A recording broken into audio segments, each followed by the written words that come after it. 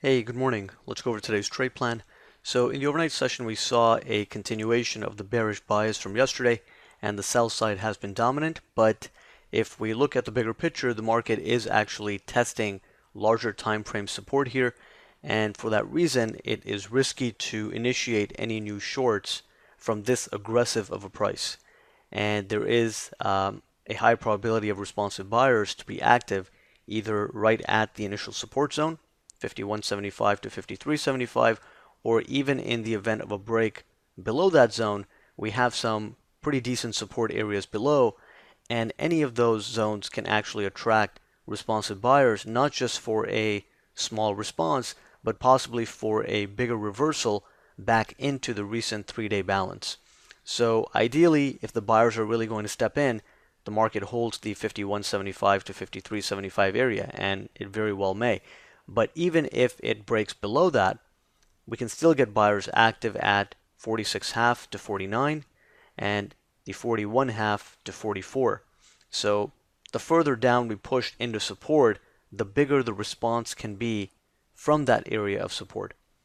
So heading into 46.5 to 49, if we are seeing signs that are signaling a false breakdown, then that can be a spot where the market reverses, goes back up into the overnight balance, and that's really going to be the test. So off of 46.5 to 49, the test is going to be whether ES can get back above 51.75 to 53.75. If it can, then that would serve as a short-term confirmation of a failed breakdown attempt, and from there then we can go up into initial resistance and yesterday's low, the gap fill, and possibly back up towards the overnight high. So right now, the way the market is set up, sellers have been dominant in the overnight session and they have been in control over the last several days, but the markets are getting oversold into larger time frame support yet again.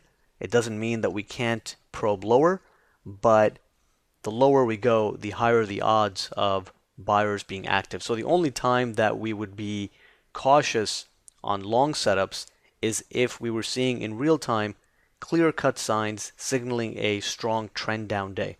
Now that's not the expectation, but if we saw, a completely bearish advanced decline which was trending significantly lower, and the tick was purely holding below zero, and the other markets were breaking their overnight lows and really trending, and we were seeing a lot of momentum, then perhaps try to get better location. But looking at the bigger picture, we are at some decent areas of support which can attract responsive buyers, and for that reason our short-term bias heading into today is actually fairly neutral.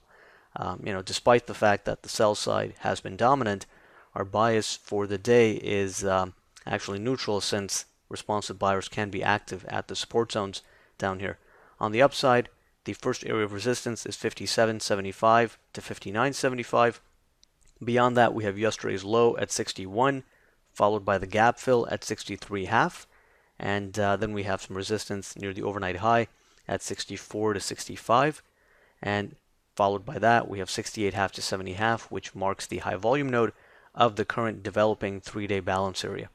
So on the upside, we need to see a breakout above yesterday's low. We need to see a probe above yesterday's low to really confirm that buyers have actually stepped in. So if we can get a breakout above initial resistance and above yesterday's RTH low of 61, then we could be setting up for a move back up into the 68.5 to 70.5 area. And it doesn't mean that it all has to happen on a single day, but it very well could. And beyond that, then we have bigger resistance at 74.75 to 77.25. It's unlikely that we'll get there, but in the event that we do, that area has potential to cap the upside and attract responsive sellers in the market yet again. So that's really how the markets are laid out right now. Short-term bias neutral because we are oversold into larger time frame support, which can attract responsive buyers for a move back up into the initial resistance, the gap fill, 64.65, and possibly even the 68.5 to 70.5 resistance zone. So those are the main ideas. Let's see if the buyers can really step in at one of these support zones for a bigger move back up, and we'll take it from there.